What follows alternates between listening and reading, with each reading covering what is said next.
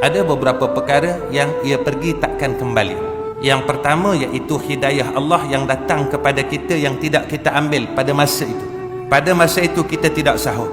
Hidayah demi hidayah yang Allah bagi kepada kita, yakni peluang kebaikan. Satu masa kita tergerak nak buat baik, kemudian pada ketika itu kita tinggalkan hidayah dan dia tidak akan datang buat kali keduanya pada waktu itu. Yang ni yang pergi tidak akan kembali. Dia pergi tinggalkan kita, dia tak akan datang lagi pada waktu itu. Tidak ada bisikan yang kedua. Besok belum tentu dia akan datang lagi. Sebab itu apabila tiap-tiap hidayah ataupun gerak untuk buat baik, jangan kita biarkan gerakan itu. Syaitan pasti akan ada pada waktu itu. Ruang itu akan adanya peluang dan pintu syaitan. Bila kita nak buat baik, maka syaitan kata jangan.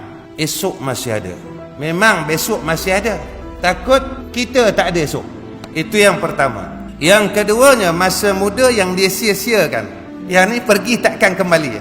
Siapa boleh patah balik umur 20 tahun dulu? Tak boleh orang patah balik. Lepas tu kadang-kadang kita duduk, kita rasa Allahu Akbar, rugi aku kan. Kalaulah aku boleh patah balik 20 tahun dulu, nescaya aku akan buat baik. Tuan-tuan pernah rasa perasaan ini. Dan saya pernah rasa perasaan ini. Saya cakap dengan anak-anak saya, jikalau ayah boleh patah balik, ayah akan ngaji sungguh-sungguh. Tapi benda tu pergi takkan kembali ya. Kita tak boleh nak patah balik umur kita yang kita telah buang dalam keadaan yang sia-sia. Ini di antara yang Allah akan tanya besok. Sebab itu kita yang masih muda, jangan biarkan benda ini pergi lalu tidak akan kembali lagi. Sebab itu ulama dia kata apa? Bila kau tengok orang tua, maka hati kau kena berkata, orang ini lebih baik daripada engkau, kerana ia banyak amal. Bila kita tengok orang muda, hati kita kena berkata, alangkah untungnya pemuda ini, kerana masanya lebih banyak lagi untuk ia berbuat amal kepada engkau. Nampak? Sebab kita tak boleh nak patah dah umur muda kita. Dan ini di antara yang akan ditanya oleh Allah Subhanahu Wa Taala.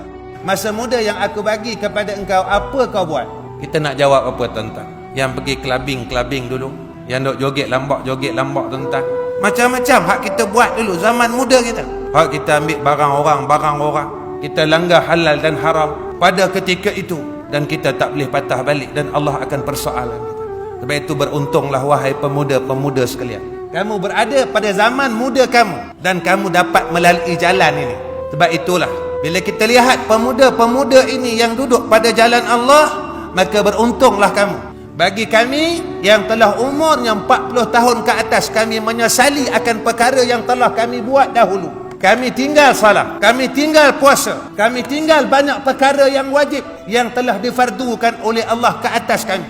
Tapi kami tidak boleh patah balik. Dan apa jalan sebaik-baiknya? Iaitu taibuna ilallah. Bertaubat kepada Allah dengan penuh penyesalan. Berharap sungguh-sungguh bahawa Allah Ta'ala ampunkan sekalian dosa kita sebelum kita sampai kepada hakikat pergi tidak akan kembali.